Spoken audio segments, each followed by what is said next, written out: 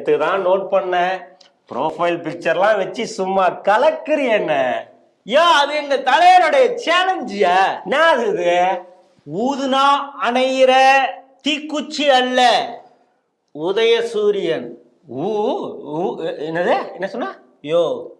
ஊதுனா அணையிற தீக்குச்சி அல்ல நாங்கள், உதயசூரியன்.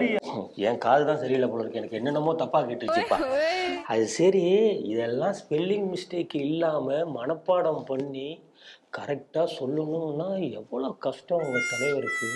உன்ன மாதிரி கிராதவம் பிடிச்சவங்க காதல தான் ஏன் கண்டதும் விடுவோம். உடன்பிறப்பே வா, உளுத்தம் பருப்பே வா அப்படின்னு கட்சி பணியில பிஸியா இருக்காரு. ஃபுல் டைம் ஷூட்டிங்கு, டிராமா செட்டுன்னு நடந்துட்டு இருக்கு. நீ இப்படியே புலம்பிக்கிட்டு எங்க தலைவர் ஓரணியில் தமிழகம் அப்படின்னு சொல்லி ஒன்றிய கூட்டத்தை கலங்க அடிச்சுக்கிட்டு இருக்காரு, பேசுறாரு பேச்சு. எது ஓரணியா?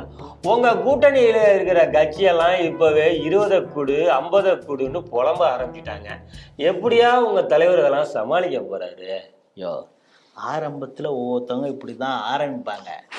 கடைசியில அவங்க கட்சியில இருக்கக்கூடிய எங்களுடைய ஸ்லீப்பர் செல்களை வச்சு ஒரு கலக்கணும்னு வச்சுக்கிங்க, தானா வழிக்கு வருவாங்க. எப்படி? இப்போ ரீசெண்டா மதிமுகலேருந்து ஒரு ஆளை தட்டி தூக்கி அப்படியே உங்க கட்சியில சேர்த்தீங்களே, அப்படியா?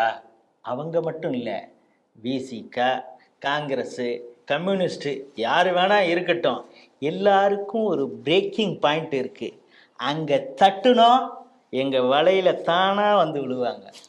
முன்னாடி எல்லாம் உங்க முதல்வர் நம்ம கூடவே இருக்கிற கட்சிக்காரங்க என்னத்தையாவது பேசி என் தூக்கத்தை கெடுக்கிறாங்கன்னு சொன்னாரு.